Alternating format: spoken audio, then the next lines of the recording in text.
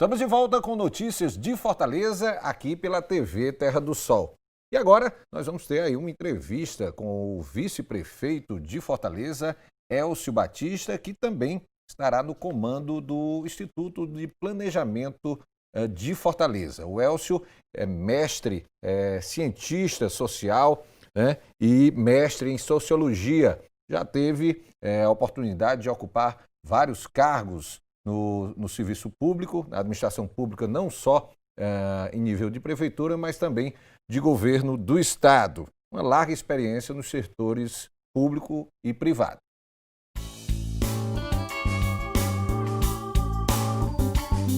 Elcio Batista é natural de Cascavel, no Paraná, cresceu em Auiaba, no sertão dos Inhamuns, e ainda criança veio para Fortaleza. Na capital, estudou Ciências Sociais na Universidade Federal do Ceará e também fez mestrado na área. Desde muito jovem, desenvolveu gosto pela política e pelos esportes, praticando atividades náuticas.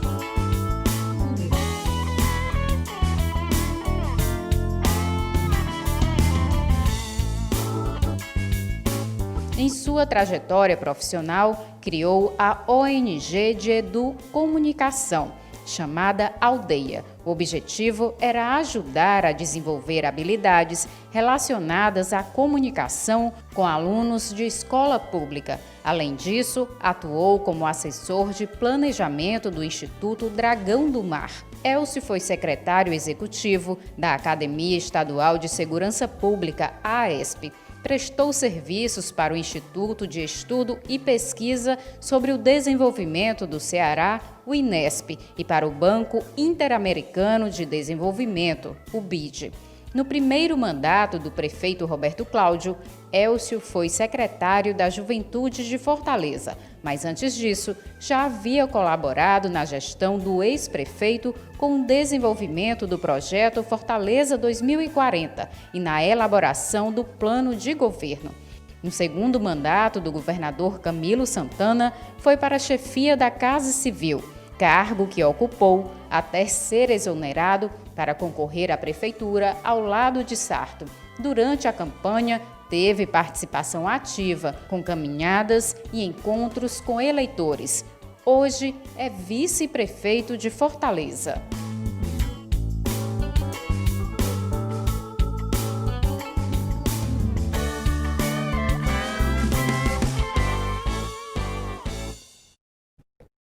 E a gente está com o Elcio Batista aqui nos nossos estúdios, aqui da TV Terra do Sol. Elcio, seja bem-vindo. Essa experiência, não só no setor privado, como também no setor público, lhe dá realmente uma bagagem aí para contribuir aí com essa nova administração que assumiu em 1º de janeiro aqui a Prefeitura de Fortaleza, e você, além da questão do cargo de vice-prefeito, também aí vai contribuir aí dentro do trabalho desenvolvido pelo Instituto de Planejamento de Fortaleza, né, Elcio? Bom dia.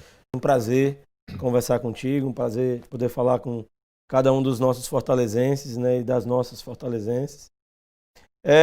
Ao longo de toda a minha trajetória, né, eu sempre vinculo muito ao conhecimento, né? A universidade, para mim, foi o lugar que abriu todas as janelas e oportunidades que eu poderia ter na minha vida. Então, sou muito grato à Universidade Federal do Ceará, sou muito grato à Universidade Estadual do Ceará, a UES, fui professor durante 3 anos na UES.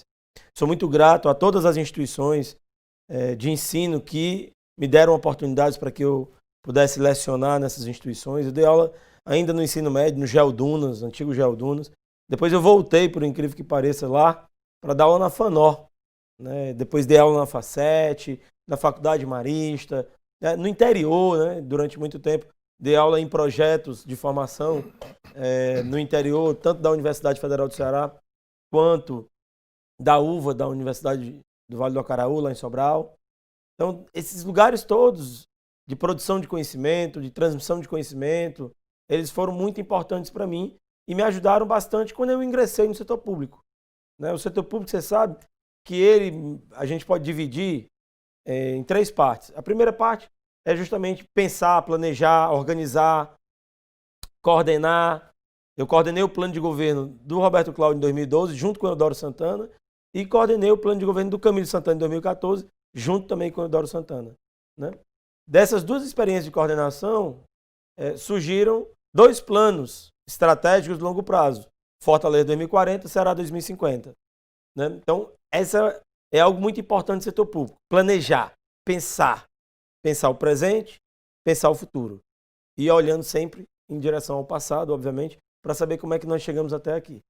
Há um outro espaço no setor público que ele é destinado a executar. Então, o setor público, principalmente no executivo, você executa as ações que foram decididas pelos gestores, secretários, o governador, prefeito e secretários, governo federal e ministros, né? Então, executar é justamente essa parte muito importante, que são as entregas. É aquilo que você entrega. E tem uma outra parte do setor público que é muito importante, que é você monitorar, avaliar aquilo que você está fazendo. Então, eu planejo, eu executo, eu avalio. Ao longo desse tempo todo, eu tive oportunidades de trabalhar nessas 3 áreas. Eu trabalhei como planejador, como uma pessoa que está pensando. Trabalhei como uma pessoa que está executando, fui secretário de Juventude, fui secretário executivo da Academia Estadual de Segurança Pública, fui secretário de governo do governador Camilo, no primeiro governo, fui secretário da Casa Civil, no segundo governo, e trabalhei não só executando, não só planejando, mas também avaliando, monitorando resultados de políticas públicas. Trabalhei em diversos momentos com monitoramento e avaliação. O principal deles foi justamente com o Banco Interamericano de Desenvolvimento, num projeto em Fortaleza, que foi o Programa Integrado de Políticas Públicas de Juventude, que até hoje é financiado pelo BID e até hoje continua sendo implementado na cidade de Fortaleza. O principal exemplo, digamos assim, dessa política pública são os CUCAs, né? Mas uma série de outros projetos são financiados com recursos do banco. Então, essa minha trajetória, ela, digamos assim, ela foi muito importante do ponto de vista pessoal, do ponto de vista profissional. E agora, tudo que eu recebi da sociedade, né, a universidade, eu não paguei nada, né? Ou seja, foi um investimento que a sociedade fez em mim. Eu agora estou no setor público buscando retornar com conhecimento, com trabalho, com dedicação, com perseverança, com bons propósitos à sociedade em relação às políticas públicas. Agora, Elcio, você falou muito na questão da importância da universidade na tua formação. Agora, a gente sabe que para quem trabalha na iniciativa privada, há uma linha de trabalho. Quando você vai para o setor público, é outra forma de executar. A gente sabe que tem muita gente que já saiu da iniciativa privada e foi para o setor público e não teve grandes êxitos, porque não conseguiu colocar as ideias em prática. Você falou aí na questão de planejar bem e de executar. Para você, que já trabalhou nos 2 setores, o desafio do setor público sempre é maior, porque é necessário você fazer essa roda, fazer a máquina rodar para os resultados aparecerem, né? Claro, o setor público ele tem uma dinâmica própria, que quando você confunde com o setor privado, muito provavelmente você vai ter muitas dificuldades. Essa dinâmica própria, ela significa também que você tem um conjunto de atores diferentes e um conjunto de forças diferentes no setor público em relação ao setor privado. Então, muitas pessoas, né, quando querem ir para o setor público, elas vão, mas elas não conhecem o setor público.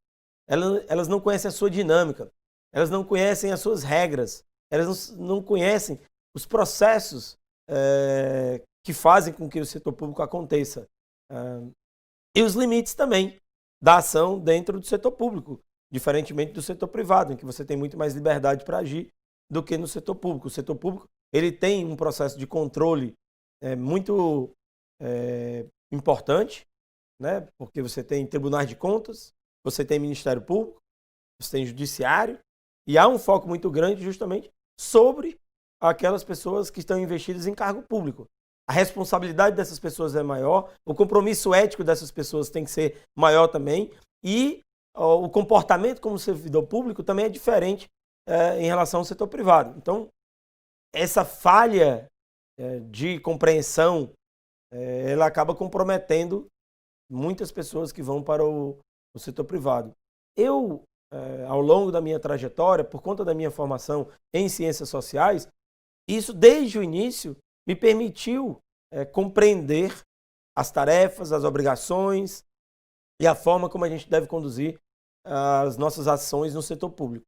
Então, eu não tive a dificuldade que muitas pessoas tiveram de fazer essa migração do setor privado para o setor público, porque eu sempre também trabalhei, bem ou mal, no setor público, dentro da universidade, seja como estudante, de graduação, de pós-graduação, né? Eu estava todo o tempo interagindo. Na universidade também eu fui muito ativo, organizando seminários, participando da vida acadêmica, participando da vida estudantil, participando do sistema universitário.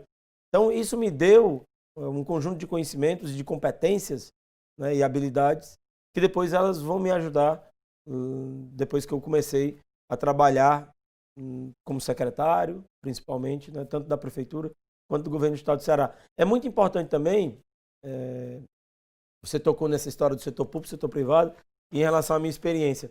Mas tem um outro aspecto da minha vida que é interessante, que foi o trabalho que eu fiz na sociedade civil organizada, ou seja, no terceiro setor. Então eu passei também pelo terceiro setor. Eu interagi como sociedade civil organizada com o setor privado em busca de patrocínio, financiamento, mas também de discussão sobre projetos relacionados com educomunicação, a combinação de comunicação com educação, fortalecer justamente essas áreas na formação de jovens aqui na nossa cidade. E trabalhei também a sociedade civil organizada com o setor público, né? Ou seja, captando recursos no setor público para financiar ações, atividades da sociedade civil. Então, esse tripé, eu já participei de todos os três. Setor privado, setor público, sociedade civil organizada, né? E também participei desse outro tripé fundamental da política pública. Seu planejamento, né? Sua execução e seu monitoramento. Ô Elcio, você juntamente com o prefeito José Sarto recebeu aí a missão do eleitorado de Fortaleza de comandar a cidade aí pelos próximos 4 anos. Além de atuar como vice-prefeito ali ao lado do José Sarto, no sentido de conduzir a cidade, você recebeu também a missão aí de assumir a superintendência do Instituto de Planejamento de Fortaleza. É um órgão que você já conhece, você participou aí também, contribuiu na elaboração do plano do Fortaleza 2040, que é exatamente pensar a cidade para os próximos anos. Qual vai ser aí a missão aí, a partir de agora que você assume a superintendência, qual vai ser o papel do Implanflor dentro desse planejamento para os próximos quatro anos aí de gestão? Olha, em primeiro lugar, eu tenho uma honra muito grande, digamos, de estar com o Sarto nesse projeto, ele liderando esse projeto, por toda a sua experiência, por toda a sua competência, por todo o seu talento. Também, para mim, é motivo de muito orgulho, suceder o Eudoro Santana no Implanfor. O Eudoro talvez seja uma das pessoas que mais contribuiu para o desenvolvimento desse Estado, tanto do ponto de vista social, quanto político, quanto econômico, né? A experiência do Eudoro ela é inspiradora para a nossa geração, né, e para as futuras gerações. Então, isso para mim é motivo de muito orgulho. O Implanfor, ele foi recriado. Eu acho que os fortalezenses, muitos sabem, outros não sabem, mas Fortaleza já teve um Instituto de Planejamento, o IPLAN. Lá atrás, ele foi criado pelo então prefeito Lúcio Alcântara, inspirado em Curitiba. Curitiba se transformou no grande modelo de Instituto de Planejamento e de Planejamento Urbano das capitais brasileiras. Foi criado em 1965, o IPUC, Instituto de Pesquisa e Planejamento de Curitiba, e Planejamento Urbano de Curitiba. E na gestão do prefeito Alberto Cláudio, na primeira gestão, foi recriado, digamos assim, o Implanfor, o Instituto de Planejamento de Fortaleza, e o Eudoro Santana foi para lá. O Instituto de Planejamento ele tem, digamos, 3 missões importantes que precisam estar equilibradas. A primeira é planejamento estratégico, planejar ao longo prazo. Foi feito, Fortaleza 2040. As pessoas precisam conhecer mais. Esse planejamento a longo prazo ele é muito importante, porque ele gera oportunidades econômicas, ele gera processos de transformação social, portanto, ele produz mais justiça, ele corrige problemas de falta de planejamento que nós tivemos, e, ao mesmo tempo, ele cria uma dinâmica de crescimento da cidade em relação ao futuro de forma organizada. Tem um segundo ponto do planejamento, que é o planejamento urbano, propriamente dito. É justamente trabalhar os instrumentos pelos quais eu chego ao futuro. Esses instrumentos normalmente são instrumentos jurídicos, políticos, jurídicos. Plano diretor é um deles. Lei de uso e ocupação do solo é outro. Então, o Instituto tem esse papel de organizar todos os instrumentos jurídicos, políticos necessários para que você chegue àqueles objetivos. É isso que torna possível coordenar todos os interesses de uma sociedade como a nossa, com 2.600.000 habitantes, com interesses muito divergentes uns em relação aos outros. Por isso que o plano diretor e a lei de uso e ocupação de solo, eles buscam produzir essa convergência, né? Em terceiro lugar, o Instituto de Planejamento, ele pensa nas atividades econômicas para saber como é que você vai gerar riqueza na cidade. Então, eu penso no longo prazo, eu crio os instrumentos e, ao mesmo tempo, eu relaciono isso com a economia. Essas são as três funções básicas, digamos assim, um tripé básico que o Instituto de Planejamento deve se ocupar, deve fazer, dentre outras atividades. Mas essas são super importantes e é nisso que você deve dar foco, é nisso que você deve se concentrar. Também é super importante dizer que, do ponto de vista filosófico, do ponto de vista maior, o Instituto de Planejamento ele tem como missão tentar equilibrar economia, sociedade e natureza. A missão dele, a existência, digamos assim, ético-moral de um Instituto de Planejamento é ele buscar equilibrar economia, sociedade e natureza. Não deixar que nenhum dos três se desenvolva de forma desequilibrada. Não deixar que nenhum dos três, ao produzir esse desequilíbrio, contribua para problemas sociais como criminalidade, violência, problemas de saúde pública, adoecimento, mortes, doenças que acabam se desenvolvendo a partir da relação do homem com o próprio homem, mas também com o meio ambiente, a degradação ambiental. Veja só, uma cidade como Fortaleza, a gente está nos trópicos, a gente está próximo da linha do Equador. É uma cidade que tem uma temperatura maravilhosa, que varia normalmente todos os dias de 26 a 33 graus, o que é muito bom. A gente não percebe muito, por exemplo, a variação das estações, como nos outros países. Agora a Europa, por exemplo, está vivendo uma situação dramática em relação ao inverno deles. Um inverno muito rigoroso. Fortaleza não tem isso. Mas o que aconteceu? Nós aterramos lagoas e derrubamos árvores. Nossa cidade ficou mais quente do que o que deveria ser. Além de tudo, a gente colocou asfalto, que torna mais quente a cidade. Além de tudo, a gente usa muito carro, o que torna mais quente a cidade. Resultado, a gente tem problema de conforto ambiental. A gente tem dificuldade das pessoas caminharem, porque falta justamente conforto ambiental, sensação de prazer, e é porque ainda temos uma sorte, que é uma cidade ventilada. Agora você imagine essa cidade com as áreas de lagoas, os nossos rios, eles sendo recuperados. Você imagine essa cidade com um pavimento que ao mesmo tempo ele ajudasse o processo de absorção da água da chuva, portanto menos alagamento, e ao mesmo tempo a gente tivesse árvores, muitas árvores nessa cidade. O que aconteceria conosco? Muito provavelmente o conforto ambiental seria muito maior. A temperatura em que pese ela fosse mais elevada, mas a nossa sensação térmica ela seria menor do que a temperatura ambiente. Então, é para isso que existe, do ponto de vista ético, moral, um Instituto de Planejamento, para produzir esse equilíbrio. Tudo na busca de uma qualidade de vida melhor para a população. Vou pedir aqui um intervalo, daqui a pouquinho a gente volta com notícias de Fortaleza, batendo papo aqui com o vice-prefeito da capital cearense, Elcio Batista. É um intervalo rápido e eu volto já já.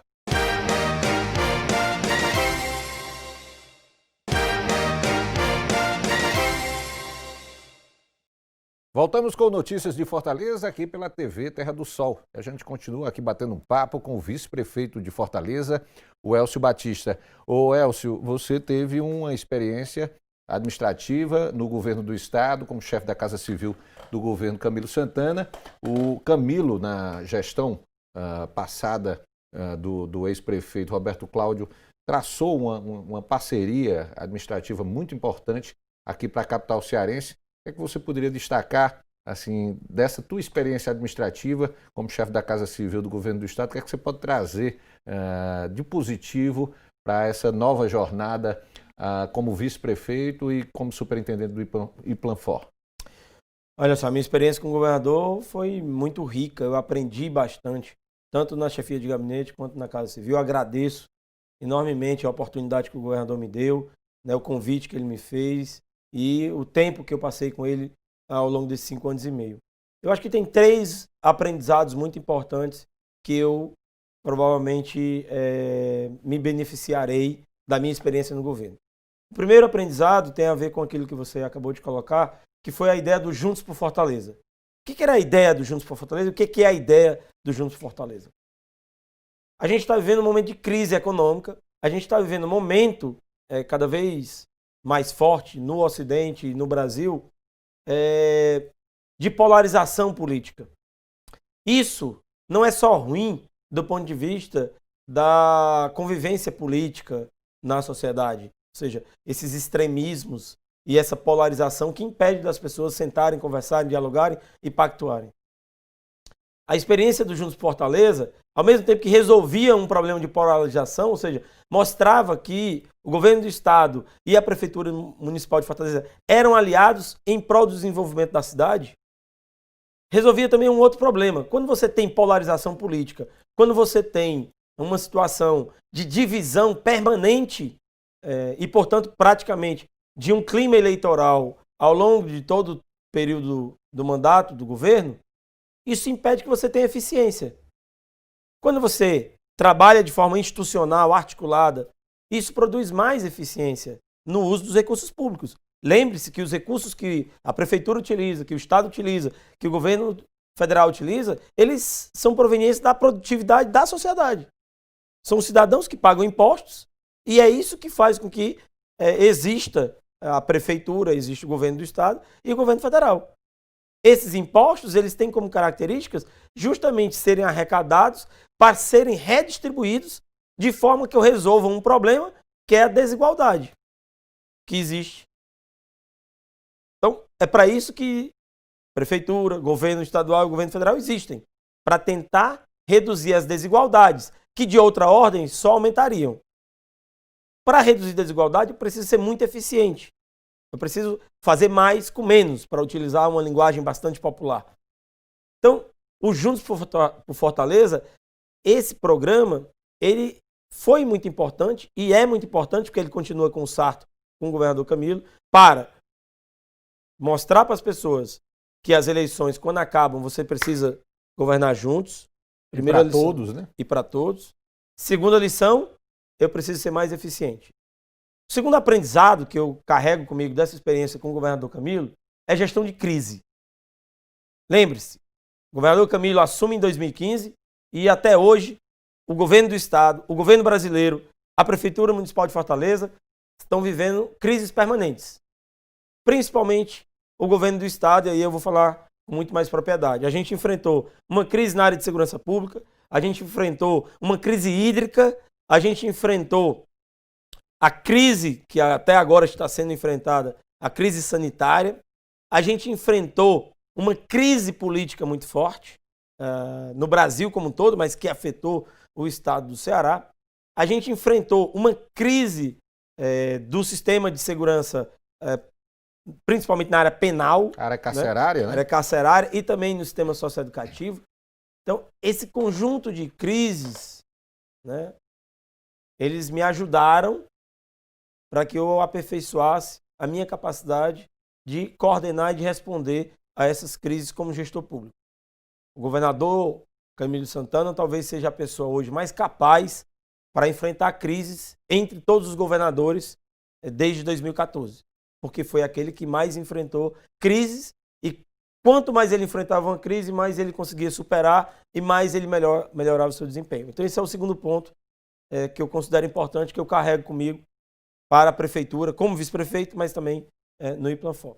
E o terceiro ponto de aprendizado que eu tive como chefe de gabinete e na Casa Civil é o papel da liderança e da coordenação para você ter bons resultados. Liderança e coordenação são muito importantes. O governo do estado do Ceará hoje, se ele tem esses resultados, é porque o governador Camilo Santana tem se comportado como um líder e, ao mesmo tempo, a gente criou uma situação para a coordenação do secretariado, para a coordenação das ações que tem apresentado bons resultados para o estado, para a população e tem sido uma referência para o Brasil. Ô Elcio, o Fortaleza 2040 foi um estudo que estipulou metas importantes para a cidade nas suas diversas áreas de atuação. O prefeito José Sarto assume agora em janeiro, 1º de janeiro, ele deve seguir exatamente essas metas que foram planejadas para os próximos anos. Como é que vai ser a execução desse projeto aí que levou o prefeito Sarto e você aí para o comando do município de Fortaleza? Olha, você me dá uma oportunidade para responder essa questão e também esclarecer um pouco sobre planejamento de curto prazo e planejamento de longo prazo. A Constituição de 88, ela criou o que eu chamo de instrumentos burocráticos de planejamento de curto prazo. Você tem a LOA e a LDO. A LDO é a Lei de Diretrizes Orçamentárias, estabelece as diretrizes orçamentárias. Depois, ela é aprovada na Assembleia Legislativa, lá no Congresso Nacional, e é aprovada no âmbito municipal também, na Câmara Municipal. Então, todos os três têm que apresentar a LDO. Em seguida, você tem a LOA, Lei Orçamentária Anual. Agora já não é mais diretriz. Eu peguei as diretrizes, transformei agora em orçamento. Transformei numa lei que diz o que eu estou obrigado a fazer com essas diretrizes, quais são as ações que eu vou aplicar. Isso eu faço anualmente, todo governo faz anualmente. E existe o planejamento que eu poderia dizer que é de médio prazo ali, que é maior do que um governo, que é o Plano Plurianual, PPA. Eu faço plano plurianual para 5 anos, reviso a cada ano esse planejamento. E eu tenho o Fortaleza 2040. Nós estamos em 2021. Eu estou olhando para 2040. Quais são as metas? Quais são os resultados? Qual é a cidade que eu quero alcançar em 2040? O prefeito que assume, isso foi feito pelo Roberto. O Sarto está sucedendo o Roberto. Há duas palavras que exprimem dois comportamentos e duas ações diferentes para os seres humanos. Uma é dever, a outra é poder. O Sarto, a partir daquilo que o prefeito Roberto Cláudio fez, mas se não fosse o Sarto, fosse um outro prefeito de oposição, ele teria o dever de seguir aquelas metas do Fortaleza 2040. Isso é dever. Até porque algumas ações do Roberto Cláudio foram transformadas em políticas públicas, Exatamente. Ou seja, haveria a obrigação do atual gestor de dar sequência, né? Exatamente. Então, ele tem o dever de seguir o Fortaleza 2040. Agora, ele pode também mudar algumas questões do Fortaleza 2040, porque um plano ele nunca é perfeito e ele é passível de revisões. Então, o prefeito Sarto, ele tem um dever, um compromisso com a cidade, com os eleitores, com o prefeito Roberto Cláudio, com o Eudoro Santana, de seguir, perseguir as metas do Fortaleza 2040. Ele tem um dever, porque esse plano foi investido em recursos públicos, foi gasto recurso público para ele. O povo de Fortaleza financiou e participou desse processo. E por isso que é tão importante o controle social sobre o Fortaleza 2040. Agora, para você ter controle social, precisa ter conhecimento do plano. Então eu tenho uma tarefa que é de comunicar mais o Fortaleza 2040, aproveitar as oportunidades como essa aqui, para me comunicar com a população, para ela se informar mais sobre o Fortaleza 2040. Mas o Fortaleza 2040 não é uma camisa de força. O Fortaleza 2040 ele pode sofrer algumas alterações. Fortaleza 2040 pode corrigir, talvez, alguns problemas que não foram percebidos lá na sua gestação. Veja o que ocorreu agora com a pandemia. Fortaleza 2040 não previu que nós teríamos uma pandemia que alteraria a dinâmica social, política e econômica. de todo mundo.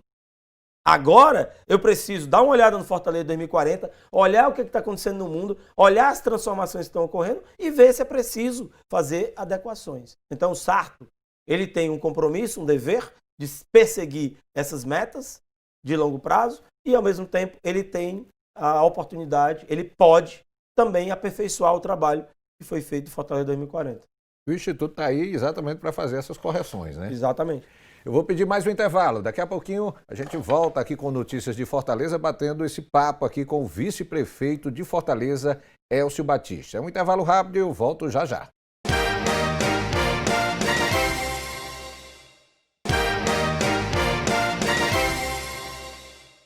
Estamos de volta com notícias de Fortaleza aqui pela TV Terra do Sol. E a gente continua conversando com o vice-prefeito de Fortaleza, Elcio Batista, que está com a gente aqui nos nossos estúdios. Elcio, vamos falar aqui um pouco aqui sobre a nova gestão do prefeito José Sarto.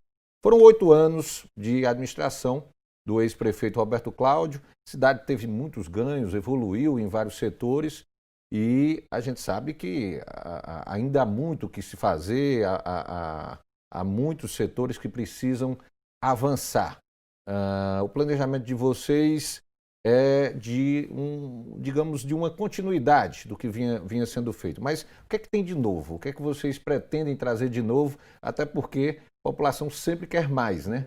Pode ter avançado, mas sempre é necessário mais. Olha, a gestão do prefeito Roberto Cláudio, né, ela foi paradigmática.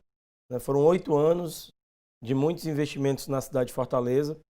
Ele teve sorte, digamos assim, porque iniciou uma gestão com um governador que foi o grande patrocinador da sua eleição, que foi o governador Cid Gomes.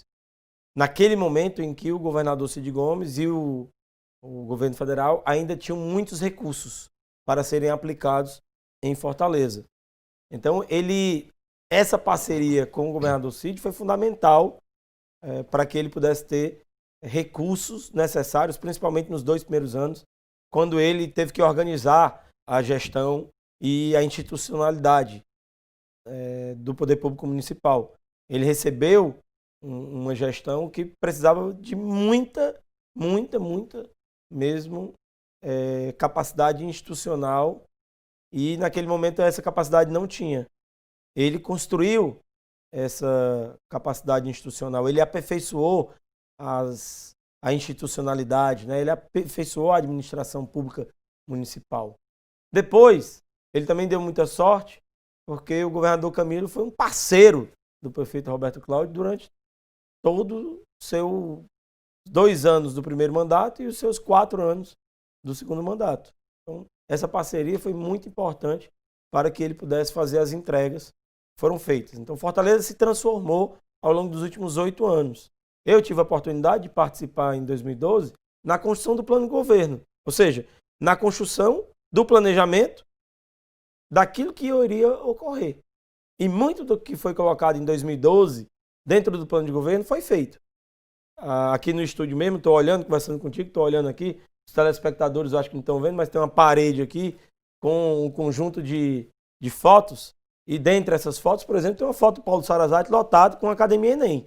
A Academia Enem foi criada na primeira gestão do prefeito Roberto Cláudio dentro da Secretaria de Juventude, quando eu era secretário de Juventude. É o maior programa, digamos assim, voltado para a qualificação de jovens que a gente tem na América Latina. É o Academia Enem da Prefeitura Municipal de Fortaleza. Estou vendo aqui também, por exemplo, uma escola de tempo integral. Estava lá em 2012 e hoje é realidade. Estou vendo aqui também o Bicicletar, esse programa de bicicletas compartilhadas que você tem na cidade de Fortaleza, que se transformou, vai se transformar, eu acho que esse ano, no maior programa de bicicletas compartilhadas que a gente tem do país. Esses são exemplos concretos, reais, de como é importante planejar, de como é importante executar e de como é importante cumprir promessas. O prefeito Roberto Cláudio fez isso e por isso foi muito bem avaliado. O Sarto, ele tem um compromisso com políticas públicas que precisam de continuidade e de aperfeiçoamento, porque elas são transformadoras. A primeira delas é a escola de tempo integral. É a política de educação de qualidade. Nós só teremos uma sociedade com mais equidade com mais oportunidades para todas as pessoas, quando a educação ela tiver a mesma qualidade, independente do bairro onde você mora e da sua condição de renda. Isso é premissa. Isso é um compromisso do Sarto e deve ser um compromisso de todos nós, todos os cidadãos da cidade de Fortaleza. Porque só a educação pode transformar o nosso futuro. Só a educação pode gerar as oportunidades necessárias para as futuras gerações. Só a educação pode melhorar a qualidade de vida na cidade. Então, nós precisamos inovar dentro da educação, ao mesmo tempo que dar continuidade para que essa política pública de escola de tempo integral, ela se fortaleça e ela se expanda. Eu sempre costumo dizer, Rogério, que, por exemplo, eu fiz mestrado, comecei um doutorado, concluí os créditos, mas não terminei a tese. Tenho um doutorado inconcluso. Mas veja, a minha história, que aparentemente é uma história de uma pessoa que teve a oportunidade que venceu, eu não quero que ela seja a exceção. Ela tem que ser a regra. Mas ela não deve ser a regra só para a classe média alta, para a elite. Ela deve ser a regra para os mais pobres. Porque é para essas pessoas mais vulneráveis que a gente deve gerar mais oportunidades. Para equilibrar o jogo na vida social. Elcio, então na educação é só dar continuidade? É não. Sabe por quê? Porque a nova educação de qualidade no século XXI, ela tem que incluir a alfabetização digital. Porque no século XXI, a educação está no processo de transformação por conta da tecnologia e agora essas novas gerações precisam não só serem alfabetizados, mas eles precisam passar por um processo de alfabetização digital. Isso é inovação. O Sarto tem um compromisso de iniciar esse processo. E isso depende de investimento. Isso depende de investimento na Prefeitura Municipal de Fortaleza. Então, na saúde, a gente tem um compromisso de inovar também na saúde. Não é só dar continuidade à política de expansão de infraestrutura, é aperfeiçoar o serviço e, ao mesmo tempo, expandir para que chegue às pessoas de forma muito mais fácil. E isso vai ser feito através do processo de transformação digital. O Sarto tem um compromisso, justamente que é o quê? De acelerar a transformação digital no âmbito do município.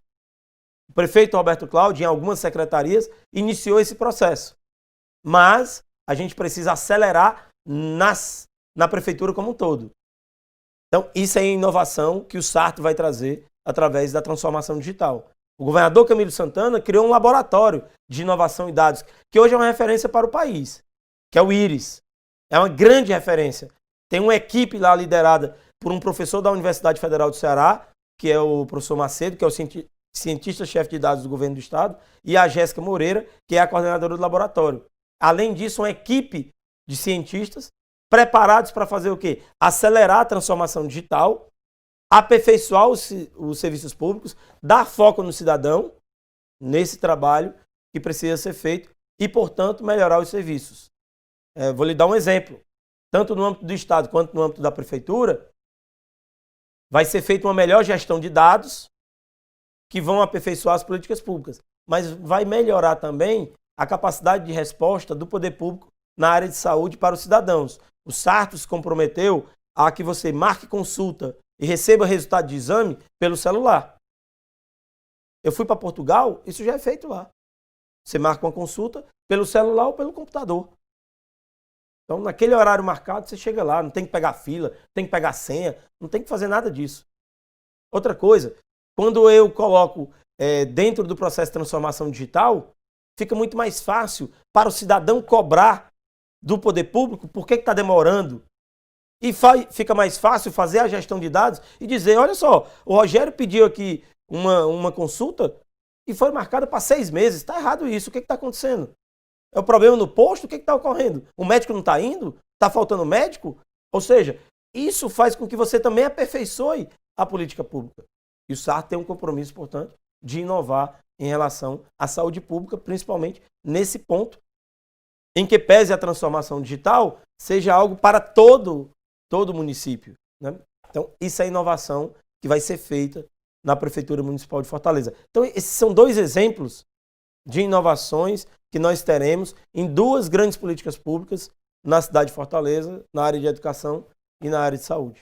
Ô Elcio, no cenário político, a composição, vamos dizer, a coligação que foi formada pelo José Sarto e por você para concorrer às eleições, conseguiu um amplo número de partidos políticos, mas a campanha politicamente foi bastante acirrada. Como é que você vê esse cenário para esse início de gestão, inclusive com a Câmara Municipal? Hoje o prefeito José Sarto tem uma maioria lá. Isso ajuda? Como é que você vê esse cenário político para esse início de gestão? Olha, eu acho que o primeiro turno, ele conseguiu congregar em torno da nossa aliança, né, em nome do Sarto e no meu nome, né, um conjunto de partidos que percebiam e que percebem que Fortaleza tem melhorado ao longo dos últimos 8 anos e que você precisava dar continuidade para que esse projeto pudesse continuar sendo implementado com aperfeiçoamentos, com inovações, como eu acabei de colocar aqui. Então, essa percepção, ela foi uma percepção dos partidos no primeiro turno e foi uma percepção também do eleitorado. No segundo turno, nós agregamos mais partidos a essa aliança, porque as pessoas que estavam competindo naquele momento, no segundo turno, perceberam que o projeto liderado pelo Sarto era um projeto que não era só de continuidade, ele era um projeto que recebia a gestão do prefeito Alberto Cláudio e um conjunto de ações, de atividades e de investimentos que estão sendo feitos na cidade e resultados concretos muito bons, mas também eles percebiam que na liderança do Sarto a gente poderia justamente ter um aperfeiçoamento de tudo isso que estava sendo feito na cidade de Fortaleza. Então, foi nisso que as pessoas votaram, foi essa a escolha que as pessoas fizeram. O Sarto tem uma habilidade política muito grande, porque ele foi vereador, foi deputado, foi presidente da Câmara Municipal, foi presidente da Assembleia Legislativa, e, portanto, ele tem uma capacidade de liderar com uma Câmara Municipal que tem uma oposição que eu posso dividir em duas. Uma oposição em que a gente tem partidos de esquerda, mas que são muito próximos do ideário programático do PDT e do PSB. Eu sou do PSB, o Sarto é do PDT. O PSOL, o PT, são partidos próximos a esse ideário do PDT e do PSB. São parceiros históricos em muitas situações. Então, o PT e o PSOL, eles programaticamente, provavelmente, estarão do nosso lado, convergindo para o bem comum, votando naquilo que a gente sabe que vai melhorar a cidade de Fortaleza. É aquela história, votando projeto a projeto, né? Exatamente. Ao mesmo tempo que eles, em determinada situação, vão fazer uma crítica a determinadas políticas públicas, à gestão, que é muito normal, natural, saudável, para que a gente possa aperfeiçoar as políticas públicas. E eu tenho uma outra oposição, né, uma oposição mais vinculada, digamos assim, ao candidato de oposição no primeiro turno e no segundo turno ao Sarto. E essa aí, sim, ela muito provavelmente vai fazer uma oposição no sentido clássico da palavra, né? Ou seja, ela vai se comportar como oposição a tudo que a gente apresentar como projeto no âmbito do executivo. Se não a tudo, pelo menos a quase tudo, né? Pode ser que em algum momento a própria oposição ela vote em programas, em projetos do prefeito Sarto. Mas, então, essas duas oposições, o Sarto tem habilidade para conviver com todas as duas e, obviamente, fazer com que os projetos que sejam enviados para a Câmara Municipal, eles sejam aprovados. Eu sempre costumo dizer que o Sarto ele tem experiência política e tem talento. Ninguém chega onde ele chegou sem experiência, competência e sem talento, né? Não é possível ter uma trajetória vitoriosa como essa sem ter talento nenhum. Isso não ocorre nem aqui, nem em qualquer outro lugar do mundo. Então, é esse talento do Sarto, é essa experiência do Sarto, são essas competências dele para negociar que vão garantir que a gente tenha bons resultados na relação entre o Executivo e o Legislativo. Essa relação executivo e legislativo tem que ter o que a gente chama muito do Ceará, principalmente no interior, tem que ter o jogo de cintura, né? Exatamente. Vou pedir mais um intervalo, daqui a pouquinho a gente volta aqui com essa conversa com o vice-prefeito de Fortaleza, Elcio Batista. É um instante só.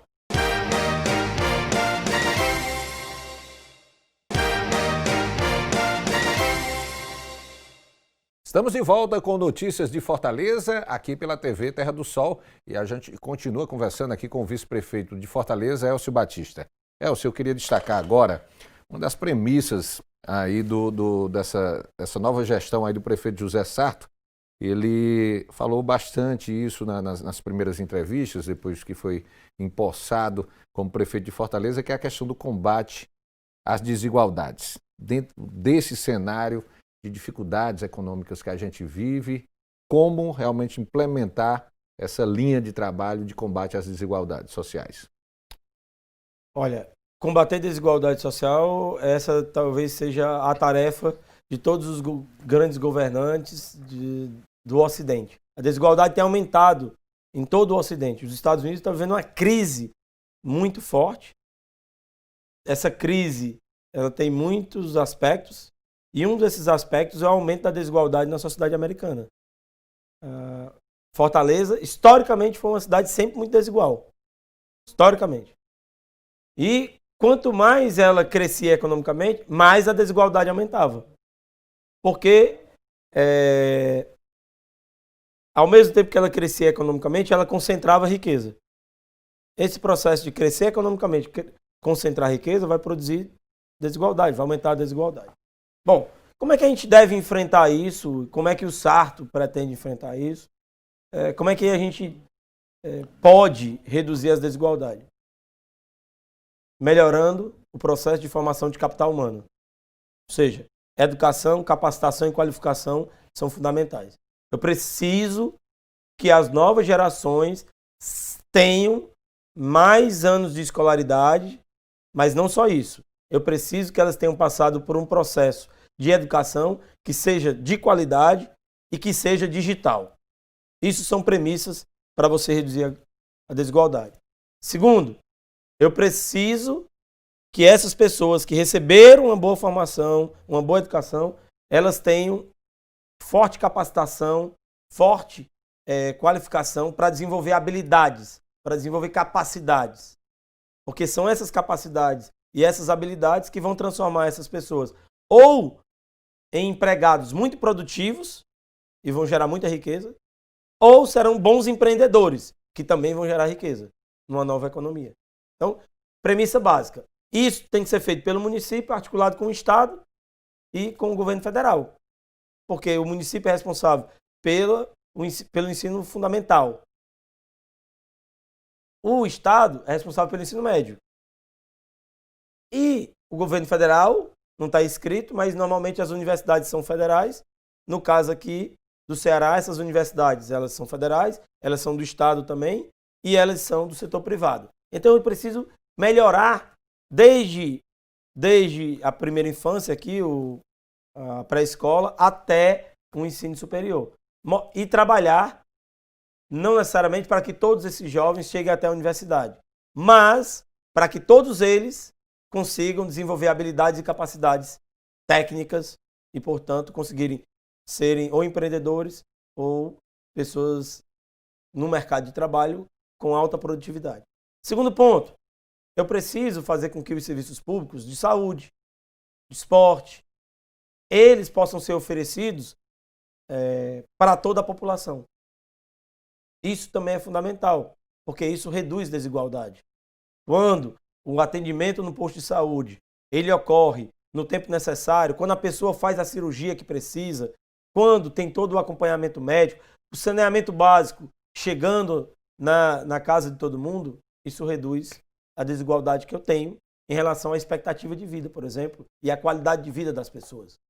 Porque hoje essa cidade é desigual porque os mais pobres vivem menos e também vivem pior. A qualidade de vida deles não é boa. Por que não é boa? Por conta dessa não equidade que eu deveria ter nos serviços públicos. Então eu preciso aperfeiçoar os serviços públicos para reduzir a desigualdade. Terceiro, é super importante a política de moradia, regularização fundiária. Uma das formas de você resolver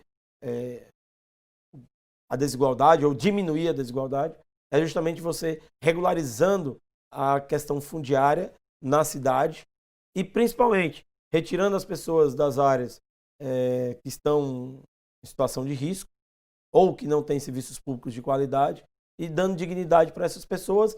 Além da dignidade, elas recebendo um patrimônio, o seu primeiro patrimônio, que é a sua moradia, né? Isso também contribui enormemente para reduzir desigualdades. Quarto, eu preciso melhorar o ambiente de negócio.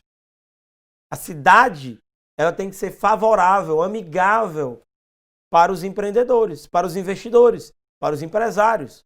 Eu tenho que criar oportunidades para que esses empresários se sintam atraídos a virem investir em Fortaleza e, ao mesmo tempo, quem está aqui se sinta atraído a investir na própria cidade. Acredite, tenha confiança. Então, para isso, eu preciso ter um ambiente de negócio que seja amigável. Então, esses são pilares importantes para que eu possa reduzir as desigualdades na cidade.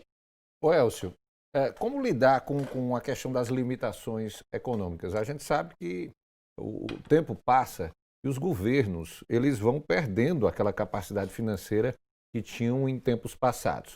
Hoje a gente vive um cenário em nível nacional de muito desemprego. A Fortaleza não foge a essa regra. O governo federal ainda não definiu aí a possibilidade de uma continuidade ou não do auxílio emergencial que segurou a situação de muita gente. Como lidar com essas limitações econômicas para que esses objetivos possam ser cumpridos dentro dessa meta, desse planejamento estratégico que vocês montaram aqui para a cidade de Fortaleza? Olha, é um desafio permanente e esse será um desafio maior para o Sarto, para o governador Camilo e para o próximo presidente da República, para os próximos governadores, os próximos prefeitos. Essa década não será fácil, mas esse desafio ele pode ser vencido. É possível que a gente vença esse desafio.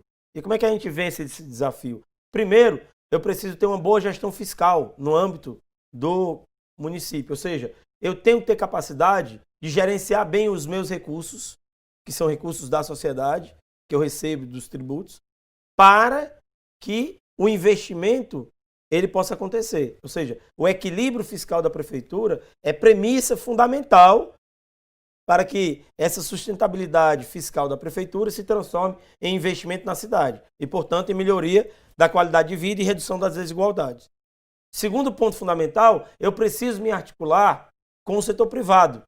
Eu preciso estabelecer determinados pactos com o setor privado para que esses empresários eles continuem investindo na cidade. Eles continuem gerando emprego, eles continuem gerando renda, eles continuem trabalhando junto com a cidade e com o Estado para formar, para qualificar as pessoas. Então, eu não posso ter uma divergência entre o poder público municipal e o setor privado. Eu tenho que me alinhar, eu tenho que fazer com que esse alinhamento e essa capacidade de pactuar, ela aconteça. Eu tenho que me integrar ao setor privado no processo de desenvolvimento de oportunidades, tanto de renda, de emprego e de geração econômica, de crescimento econômico, né? Em terceiro lugar, é preciso que eu facilite, que eu crie situações, que eu encontre formas para que as pessoas que querem empreender na cidade, elas consigam fazer isso de forma rápida e com apoio do setor público. Ou seja, o setor público não pode, de maneira nenhuma, continuar sendo percebido como um setor que está travando os investimentos. Ao contrário, ele tem que ser percebido como a prefeitura, como alguém que está facilitando que esses investimentos aconteçam na cidade. Por isso que eu falei da melhoria do ambiente de negócios na cidade de Fortaleza. Então, esse é um terceiro ponto muito importante. E um quarto ponto muito importante é justamente a cidade atrair investidores, atrair negócios para as nossas vocações, combinado com as vocações que a cidade tem. É isso que vai acelerar o processo de geração de emprego, geração de renda, e, portanto, de crescimento econômico da cidade. Sem crescimento econômico, dificilmente a gente vai conseguir enfrentar esses desafios. Então, esses 4 pontos, né, focar nas nossas vocações, formar capital humano, melhorar o ambiente de negócios, ter solidez fiscal, são fundamentais para enfrentar esse desafio que Fortaleza e o governo do estado do Ceará têm conseguido superar. Veja o que está ocorrendo com os outros estados. Todos quebrados. As empresas saindo. Ninguém quer fazer investimento no Rio de Janeiro com a situação que ele está vivendo. Ao mesmo tempo, todo dia você recebe um anúncio de uma empresa que está vindo para o Ceará, de um investimento que está sendo feito na cidade. É óbvio que esse momento que a gente está vivendo da pandemia, ele torna ainda mais difícil que isso aconteça, porque o nível de insegurança e de incerteza acaba sendo muito maior. Ô Elcio, vamos falar aqui de um assunto que, sem dúvida, é a principal pauta no país e no mundo no momento, que é a questão da pandemia da Covid-19. Acho que tem 2 pontos aí que chamam muito a atenção, gera a maior dúvida da população como um todo, que é a questão do início da vacinação, no caso aqui de Fortaleza, início da vacinação, e também a retomada das aulas na rede pública de ensino. Em relação à questão da vacinação, essa semana o prefeito José Sarto participou de uma reunião virtual com vários prefeitos do país, com o ministro da Saúde, Eduardo Pazuello, onde o ministro acenou aí para um início de vacinação no próximo dia 20, seria, no caso, a próxima quarta-feira. Fortaleza realmente já está pronta, já há um plano de vacinação para iniciar na próxima semana, levando em conta aí os grupos prioritários, caso realmente as 2 vacinas aí que estão sendo negociadas aí esperam a liberação da Anvisa e isso aconteça no próximo domingo? Olha, o prefeito Sarto tem liderado uma equipe dentro da prefeitura de secretários voltado justamente para a questão da vacinação. Obviamente que a secretária de saúde do município, que é uma pessoa com larga experiência, com muita competência, a Ana Estela, ela montou um plano e ela tem discutido esse plano com o prefeito Sarto. E muito provavelmente Fortaleza estará preparada, seja para iniciar essa vacinação na próxima semana ou quando as vacinas chegarem aqui no estado do Ceará. O prefeito Sarto também tem uma articulação com o governador Camilo Santana, uma coordenação que é feita em conjunto com o governo do estado, com o secretário Cabeto e com a secretária Ana Estela, além de outras secretarias que precisam ser envolvidas no processo de vacinação na cidade de Fortaleza. Então, não resta dúvida de que, do ponto de vista de infraestrutura, de coordenação, de liderança e de insumos, Fortaleza e o estado do Ceará estão preparados assim que as vacinas forem enviadas pelo governo federal para iniciar esse processo. Vale lembrar, e é importante sempre dizer isso para a população, as vacinas produzidas, elas são seguras, elas são muito importantes de serem aplicadas na população. É isso que vai tornar possível e concreta a esperança de que a economia, as atividades econômicas e comportamentais, elas poderão voltar à sua normalidade. A vacina é um ponto fundamental.